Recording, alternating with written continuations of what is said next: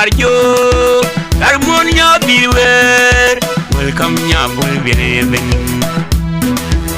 embam nya tarjo harmonia biwer welcome nya bul bireven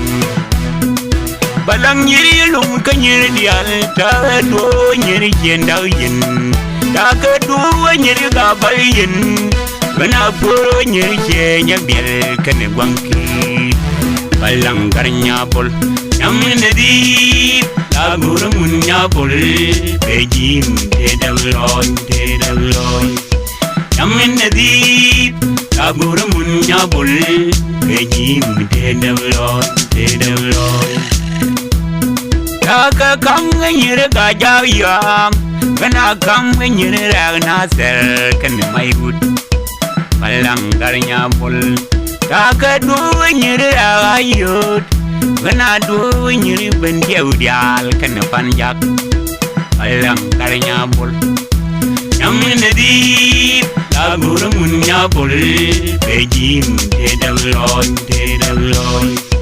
namne di lagur munya bol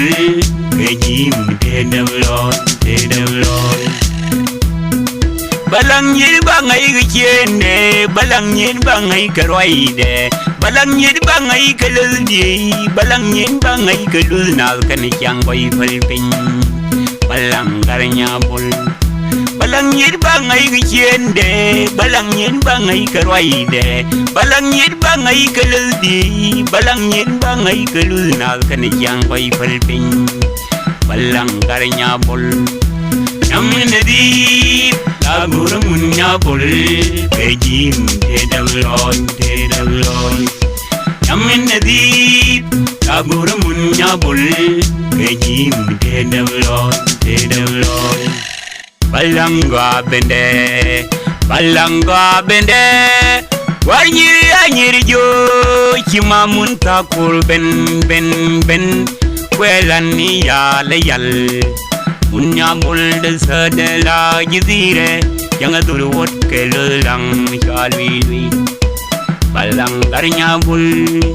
balanga bende waryi anyiri jo chimamun takur ben welani yal unya buld sadela jizire yang durwot kelang shalwi balang garnya bol namne di lagur munya bol bejim te dalon namne di lagur munya bol bejim te dalon balang kon ganyal yin ganyal ba kon gorkele yin ganyal ba kon gorkele Jenganyal bakon gorkele jenganyal bakon gorkelo ay bakon gorkel gyungam balang garnya bol balang kon ganyal jenganyal bakon gorkele jenganyal bakon gorkelo jenganyal bakon gorkele jenganyal bakon gorkele ay bakon gorkel gyungam balang garnya bol namne di lagur munya bol bejim te dalon namne di lagur munya bol bejim te dalon namne di lagur munya bol bejim te dalon namne di lagur munya bol bejim te dalon